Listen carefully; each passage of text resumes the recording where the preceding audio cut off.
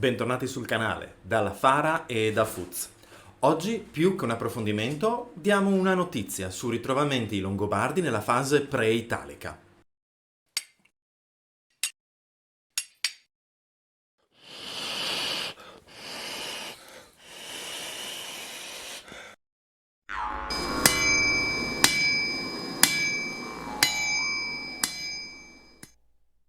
Come sempre, bentornati. Grazie di sostenerci e visto che quello di oggi non è un nostro approfondimento, ma semplicemente la condivisione con voi di una notizia di questi giorni, il video esce istantaneamente sia per gli abbonati, per i Patreon che per i semplici iscritti al canale. Vi ricordo che in generale, se volete vedere i nostri video d'anteprima o supportare l'operato della Fara, potete essere nostri Patreon o iscrivervi qui al canale come abbonati, o anche semplicemente condividere i nostri video. Grazie mille. Veniamo a noi.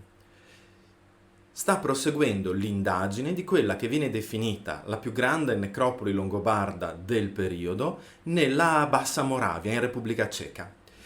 Questa necropoli sta venendo indagata dall'Università di Brno. Vi ricordo tra l'altro che Brno nei nostri video è già stato citato in quanto zona di ritrovamento di una delle tombe di lavoratori del metallo di epoca longobarda. Trovate il link in descrizione, provo a metterlo anche qui, ma sappiamo che ad esempio se guardate dalla televisione i nostri video non lo vedrete, quindi sbirciate nella descrizione. Ecco, l'indagine di queste numerosissime tombe, che è ancora in svolgimento, se non sbaglio fino ad adesso ne sono state indagate un'ottantina, delinea la società longobarda della prima metà del VI secolo. Noi quando parliamo di Longobardi in Italia, in particolare noi della Fara che ci rifacciamo alla prima e alla seconda generazione immigrata, parliamo della seconda metà, della fine del VI secolo e dell'inizio del VII. Qui parliamo della fase precedente, una necropoli molto estesa, una necropoli con sepolture di rango che però sono state disturbate in antichità. Di conseguenza, ad esempio parlando delle tombe maschili, vengono citate armi come le lance o le punte di freccia, mentre non vengono riportate, almeno nell'articolo che vi lascio qui in descrizione, spade o scramasax. Situazione piuttosto singolare per tombe di alto rango, ma forse dipende proprio dal disturbo in antico.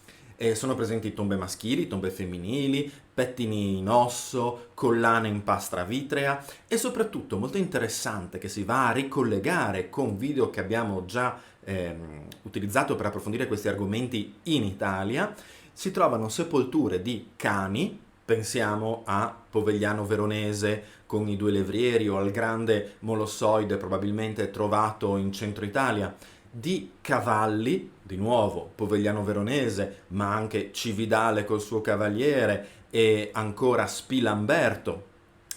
E poi vengono anche citate le cosiddette case della morte. Non vengono definite in questo modo dall'articolo, ma la descrizione che ne viene fatta corrisponde a quelli che sono i parametri archeologici per andare a identificarle. Cioè, la tomba aveva dei pali portanti con una struttura esterna a livello di calpestio che copriva la tomba. Vi ricordo che anche su questo abbiamo già fatto un video di approfondimento e di ricostruzione che vi lascio in descrizione insieme ai video legati agli animali longobardi.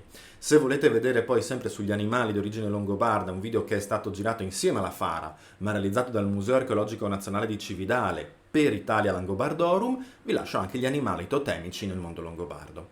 Le analisi e le indagini su queste sepolture proseguiranno ancora per tutto il resto dell'anno, quindi chissà quante altre informazioni avremo, ma è bello sapere che si stanno continuando a ritrovare nuovi siti che ci daranno altro da studiare e magari, chissà, anche rivedere alcune delle teorie che abbiamo già condiviso con voi.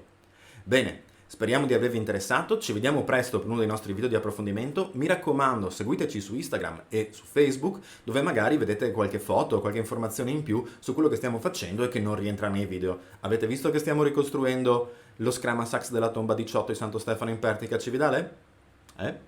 Bene, a presto e mandi!